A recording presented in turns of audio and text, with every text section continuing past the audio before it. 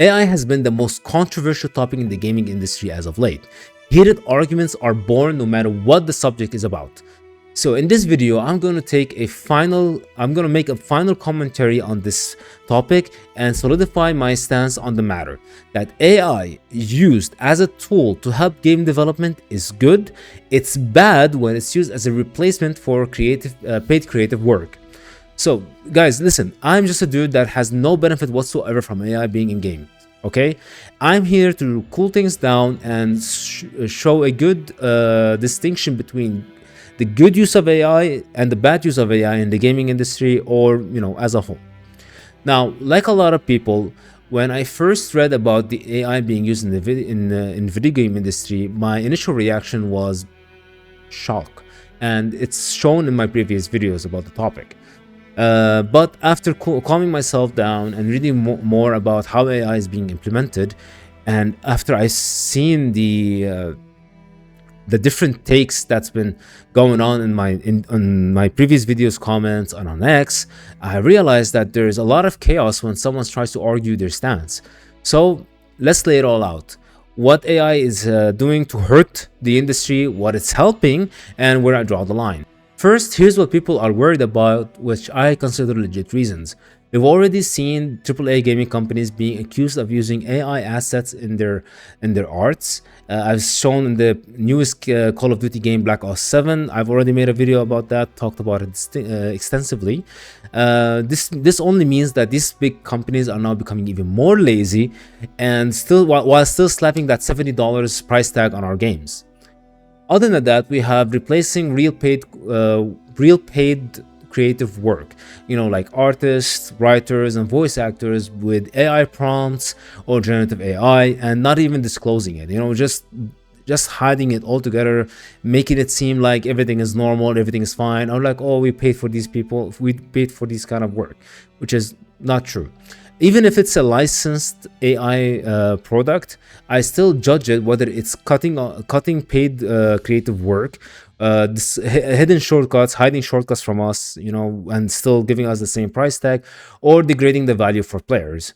Now, this is when it comes to the gaming world more specifically. Now, zooming out a little bit more, we've all seen this having an effect on, globally.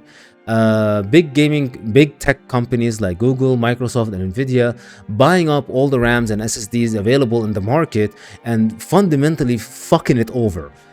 We've all seen that. PC components prices have gone through the roof, and they're expected to increase by the end of 2026. It's unbelievable. Lastly, we have these same mega tech companies are building AI data centers. This is mostly in the US, by the way. That is affecting the energy and water consumption in certain areas and in certain communities. I don't know much about this topic since I'm not from the US, but I'm sure you guys have more knowledge about it, and I'm sure the communities there are pushing back against this. Now, these points that I mentioned are how AI is being misused in the gaming industry or in the industry as a whole. It has negative effect on consumers, labor, economy when we're talking about hardware prices and the market there, and the environment when we're talking about the water and energy consumption in certain communities. Now, which fortunately we have communities pushing back again. But honestly, sometimes this pushback is pointed at the positive uses of AI. Like it as a tool, it allows smaller studios to reach bigger heights, level the playing fields against larger companies. It allows them to prototype faster with concepts, placeholder assets, and iterations. It can also reduce time on specific tasks, like code or spell checking, some debugging or asset cleaning. It can help parts of the game development and reduce the time and cost on them. In some cases, not always.